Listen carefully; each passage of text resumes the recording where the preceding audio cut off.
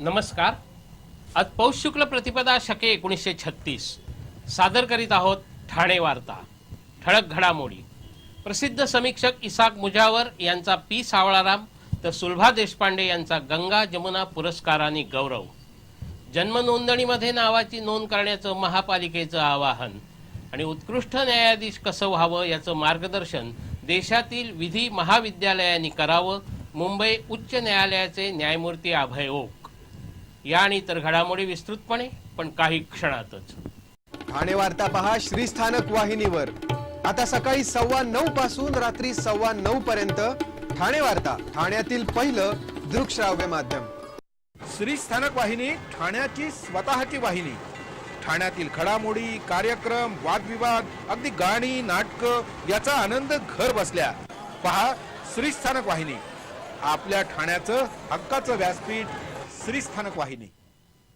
ठाणे वार्ता आता संकेतस्थळावर देखील ठाणेवार्ता.com वर क्लिक करा आणि ठाण्याच्या घडामोडी जाणून घ्या. ठाण्यातील पहिलं ऑनलाईन माध्यम ठाणेवार्ता.com. नमस्कार मंडळी, दर रविवारी पाहायला विसरू नका. नमस्कार मंडळी, आपल्या प्रश्नांचं थेट उत्तर. ठाणे वार्ता पहा श्रीस्थानक वाहिनीवर. आता सकाळी 9:15 पासून रात्री 9:15 पर्यंत ठाणे वार्ता, ठाण्यातील पहिलं दृकश्राव्य माध्यम. आयुष्यातील विविध भावनांना पी सावळाराम यांनी अगदी साध्या, सरळ आणि सहज भाषेत आपल्या गाण्यांमध्ये स्थान दिलं. म्हणून पी सावळाराम हे जनकवी झाले असे उद्गार सुप्रसिद्ध अभिनेत्री सुलभा देशपांडे यांनी ठाण्यात बोलताना काढले. प्रसिद्ध लेखक आणि समीक्षक इसाक मुजावर यांना जनकवी पी सावळाराम तर ज्येष्ठ सिने नाट्य अभिनेत्री सुलभा देशपांडे यांना गंगा जमुना पुरस्कारांनी सन्मानित करण्यात आलं. त्यावेळी सुलभा देशपांडे बोलत होत्या. सुलभा देशपांडे यांनी यावेळी पी सावळाराम यांच्या काही आठवणी सांगितल्या. संगीत, चित्रपट, साहित्य, नाट्य, कला आणि शिक्षण क्षेत्रात अद्वितीय कामगिरी करणाऱ्या गुणीजनांचा पी सावळाराम पुरस्कारांनी गौरव केला जातो. चित्रपट लेखन आणि समीक्षा क्षेत्रात आपला वेगळा ठसा उमटवणारे प्रसिद्ध लेखक इसाक मुजावर यांचा पी सावळाराम पुरस्कारांनी गौरव करण्यात आला. 25,000 रुपये रोख आणि सन्मानचिन्ह असं या पुरस्काराचं स्वरूप होतं. आपल्या अभिनयाने हिंदी, मराठी चित्रपटांमध्ये आपला वेगळा ठसा उमटवणाऱ्या सुलभा देशपांडे यांना या वर्षीचा गंगा जमुना पुरस्कार प्रदान करण्यात आला. 21,000 रुपये रोख आणि स्मृतिचिन्ह असं या पुरस्काराचं स्वरूप होतं. ठाण्यातील लेखक अरविंद दोडे आणि वैदेही दप्तरदार यांना शैक्षणिक क्षेत्रातील कामगिरीबद्दल तर उदयोन्मुख कलाकार म्हणून अंगद म्हस्कर यांनाही यावेळी गौरवण्यात आलं. 11,000 रुपये रोख आणि स्मृतिचिन्ह असं या पुरस्काराचं स्वरूप होतं. इसाक मुजावर यांनी पी सावळाराम यांच्याबरोबर काम करताना आलेले अनुभव सांगितले. एका राजकीय नेत्याला त्याच्या चित्रपटासाठी पुरस्कार हवा होता. त्यावेळी पी सावळाराम यांनी कशी साथ दिली याचं कथन इसाक मुजावर यांनी यावेळी केलं. हे पुरस्काराचं यंदाचं 15वं वर्ष आहे. ज्या नागरिकांच्या जन्माची नोंद झाली आहे पण त्यांच्या नावाची नोंदणी झाली नसेल अशा नागरिकांनी आपल्या नावाची नोंद 31 डिसेंबरपर्यंत करावी असं आवाहन महापालिकेचे वैद्यकीय अधिकारी डॉक्टर आर टिकेंद्रे यांनी केलं आहे. ज्या नागरिकांच्या जन्माची नोंदणी 1 जानेवारी 2000 पूर्वी झाली आहे पण नावाची अद्यापही नोंद झालेली नाही अशा सर्व नागरिकांनी आपल्या जन्माच्या नोंदणीमध्ये नावाची नोंद 31 डिसेंबरपर्यंत करावी अशी सूचना राज्याच्या जन्म मृत्यू उपनिबंधकांनी केली आहे. याबाबत नागरिकांनी पुराव्यासह महापालिकेच्या प्रभाग समिती कार्यालयात अर्ज करून आपल्या नावाची नोंद करावी. एकदा नोंदवलेलं नाव पुन्हा बदलता येणार नाही.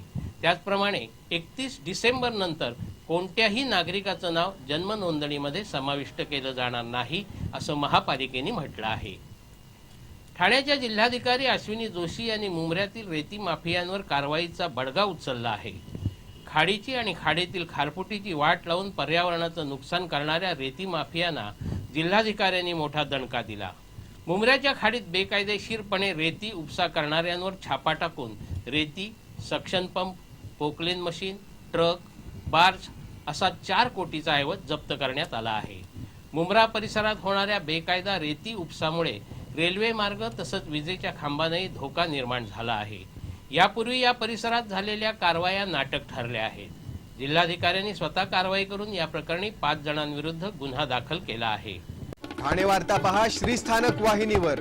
आता सकाळी 9:15 पासून रात्री 9:15 पर्यंत ठाणे वार्ता, ठाण्यातील पहिलं दृकश्राव्य माध्यम. आपला परिसर स्वच्छ आणि सुंदर ठेवण्यासाठी ठाणे महापालिकेत सहकार्य करा. ओला सुका कचरा वेगवेगळा जमा करा आणि रोगराईपासून मुक्तता मिळवा. ठाणे वार्ता आता संकेतस्थळावर देखील ठाणेवार्ता.com वर क्लिक करा आणि ठाण्याच्या घडामोडी जाणून घ्या. ठाण्यातील पहिलं ऑनलाईन माध्यम ठाणेवार्ता.com. डॉक्टर आणि रुग्णांचं पिढ्यानपिढ्यांचं जिव्हाळ्याचं नातं म्हणजेच डॉक्टर बेडेकर हॉस्पिटल. आता अत्याधुनिक सोयी सुविधा आणि तंत्रज्ञान युक्त वंध्यत्व निवारण केंद्रात IVF आणि टेस्ट ट्यूब बेबीची ही सुविधा. Doctor Bedekar hospital, Maharshi Karvepath, Thane. 65 वर्षांची निरंतर सेवा. Jaipuri jewellery exhibition cum sale, 50% बचत. American diamond sets, mangalsutra, fancy bracelet, fancy earring top, radium आणि गोल्ड प्लेटेड बांगड्या आणि अन्य ज्वेलरी फक्त जयपुरी ज्वेलरी एक्झिबिशन मध्ये, अशोका बेसमेंट जवळ, गोखले रोड, नौपाडा, ठाणे पश्चिम. ठाणे वार्ता पहा श्रीस्थानक वाहिनीवर. आता सकाळी 9:15 पासून रात्री 9:15 पर्यंत. ठाणे वार्ता, ठाण्यातील पहिलं दृकश्राव्य माध्यम.